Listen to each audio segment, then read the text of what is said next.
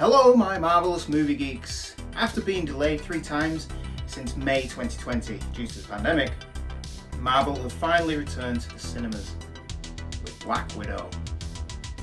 Finally.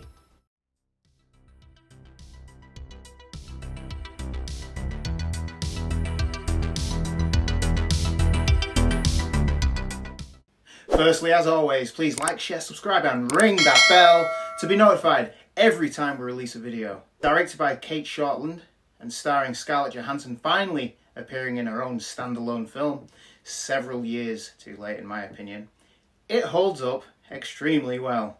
It's not that I didn't think it would be good or entertaining, but it did feel like it should have been released several years ago. Look at the setting, set straight after Civil War. I will try to make this spoiler free, but I'll probably fail.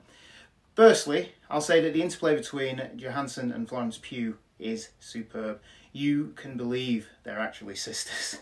Deep cover Russian spy sisters, but sisters all the same. There's a good recurring joke about a vest with lots of pockets. Do you remember when I wore a vest with loads of pockets? Hold on. Oh yeah, that's much better.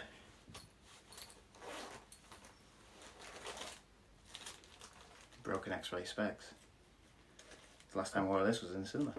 Anyway, Florence Pugh is the standout in this film, bringing further emotional edge to the Black Widow story that we know. Well, we've had glimpses from Romanov's story in Age of Ultron. But here, we're not really getting a prequel to her story, more of an in-between story that gives us a glimpse into Romanov's past. What gets me about this is the film proves that Black Widow could have carried a standalone movie way back when Thor, Captain America and Iron Man were getting their own trilogy. It's not surprising that the movie takes cues from the same spy action films that Captain America Winter Soldier did, having elements from movies like Bourne, Mission Impossible, Bond and the like. The main crux of the story is that when on the run from breaking the Sokovia Accords after Civil War, Romanov is sent a package from her sister Yelena.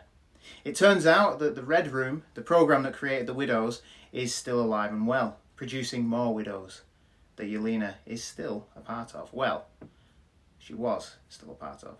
The head of the Red Room was Dreykov, played by Ray Winston. And as soon as I saw him, I cried a little bit.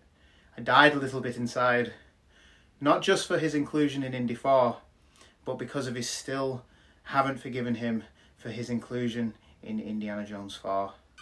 You what, Jonesy?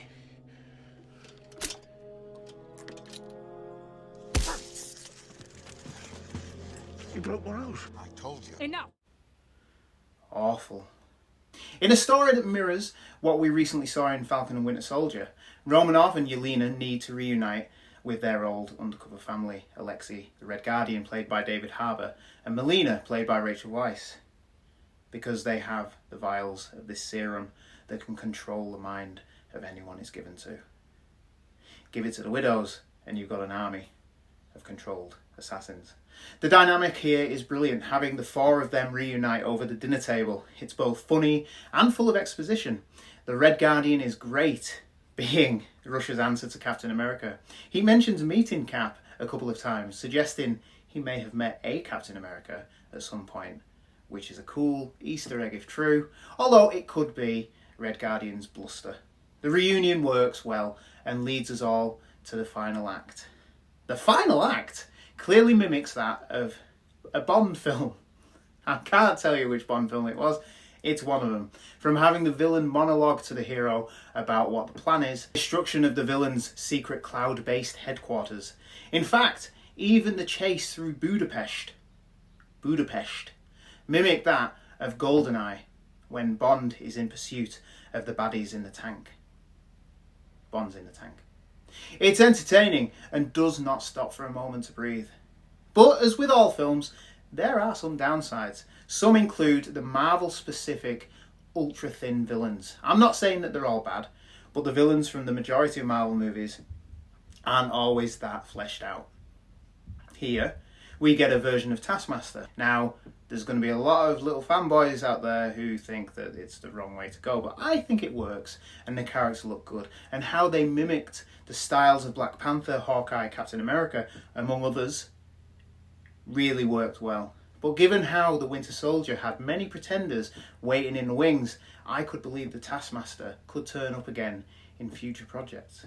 Overall, Black Widow was an extremely well-made, well-choreographed film that does not relent. Its fast-paced action and story makes it an extremely entertaining and overdue addition to the Marvel Cinematic Universe. Handing the torch from Johansson to Pugh is a good way to go, and with the end credits kicking everything off in Phase 4, I am looking forward to everything to come.